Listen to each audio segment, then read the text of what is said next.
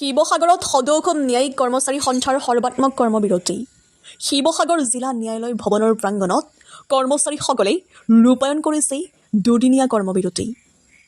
Secretary আয়োগৰ পৰামৰ্শৱলীৰ ভিত্তিত সৰ্বোচ্চ ন্যায়ালয়ৰ WP1022/89 গোচৰৰ 7/10/2009 তাৰিখৰ হুকুম সম্পূৰ্ণভাৱে কাৰ্যকৰী নকৰাৰ প্ৰতিবাদত আৰু অন্যান্য ন্যায্যপ্ৰাপ্তিৰ দাবীত এই দুদিনীয়া সৰ্বাত্মক প্ৰতিবাদ। ন্যায়ালয়ৰ প্ৰতিটো শাখাৰ কৰ্মচাৰীসকলে এই প্ৰতিবাদী কাৰ্যসূচীত অংশগ্ৰহণ কৰে। দুদিনীয়া এই প্ৰতিবাদী কাৰ্যসূচীৰ পিছত যদিহে উল্লেখিত দাবীসমূহ পূৰণ নহয়, তেন্তে পৰৱৰ্তী সময়ত আন্দোলন তীব্ৰতৰ কৰি তোলা হ'ব বুলি হুংকাৰ প্ৰদান কৰে। উল্লেখ্য যে শিৱসাগৰৰ লগতে ৰাজ্যৰ প্ৰতিখন জিলাতেই ৰূপায়ণ কৰা হৈছে দুদিনীয়া কৰ্মবিৰতি প্ৰতিবাদী কাৰ্যসূচী। নমস্কাৰ।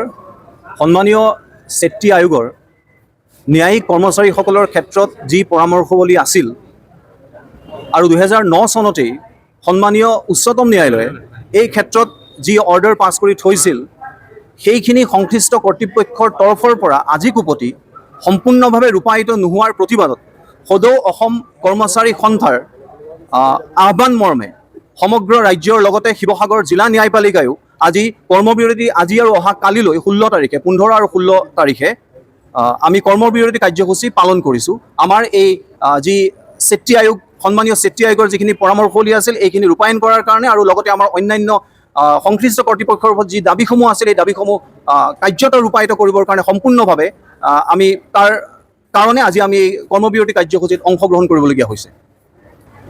মাননীয় ছেক্ৰেটাৰী আয়োগৰ পৰামৰ্শ অনুসৰি আমাৰ যি কৰ্মচাৰীসকলৰ যি ছাৰ্ভিচ ৰুল আছিলে, এই ছাৰ্ভিচ ৰুল প্ৰণয়ন কৰাৰ ক্ষেত্ৰত যি পৰামৰ্শ আগবঢ়োৱা হৈছিলে এই ক্ষেত্ৰত একো বিহিত ব্যৱস্থা এতিয়ালৈকে লোৱা হোৱা নাই।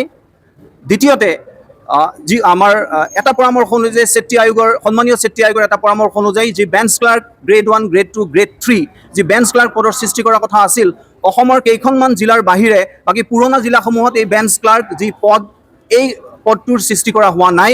3 নম্বৰতে যি 25% প্ৰমোচনেল ফেচিলিটিজ দিয়াৰ কথা আছিল, গ্ৰেড 4 যিখিনি ষ্টাফ, সেই গ্ৰেড 4 ষ্টাফখিনি গ্ৰেড 4 ষ্টাফসকল জুনিয়ৰ এডমিনিষ্ট্ৰেটিভ এছিষ্টেণ্ট পদলৈ উন্নীত কৰাৰ ক্ষেত্ৰত যি 25% প্ৰমোচনেল ফেচিলিটিজ দিয়াৰ কথা আছিল, সেই ক্ষেত্ৰতো একো বিশেষ ব্যৱস্থা গ্ৰহণ কৰা হোৱা নাই।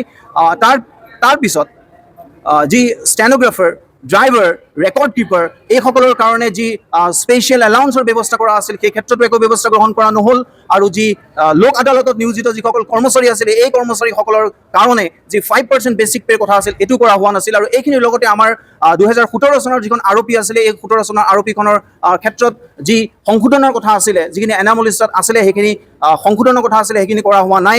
আমি বিচাৰিছিলোঁ যে আৰোপি এই 2017 আৰোপিখন সংশোধন কৰিব লাগে, সেইখন কৰা হোৱা নাই। প্লাছ আমাৰ যি চিফ জুডিচিয়েল মেজিষ্ট্ৰেট এষ্টাব্লিছমেণ্টৰ যিজন হেড এডমিনিষ্ট্ৰেটিভ অফিচাৰ তেখেতৰ যি চেলাৰী, লগতে আমাৰ যিটো ডিষ্ট্ৰিক্ট এণ্ড ছেছন জাজৰ হেড এডমিনিষ্ট্ৰেটিভ অফিচাৰ যিটো চেলাৰী, দুইটা তাৰ যিটো সামঞ্জস্য থাকিব লাগে সেই সামঞ্জস্যটো আনিব লাগে, সেইটো কাৰণে আমি দাবী উত্থাপন কৰি আহিছোঁ।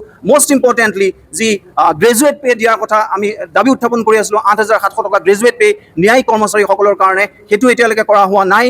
আৰু লগতে যি গ্ৰেড 4 এমপ্লয়ী আছে তেওঁলোকৰ গ্ৰেড পে' বৰ্তমান 3,900 টকাৰ পৰা আমি 4,400 টকালৈ উন্নীত কৰাৰ কথা কৈছিলোঁ।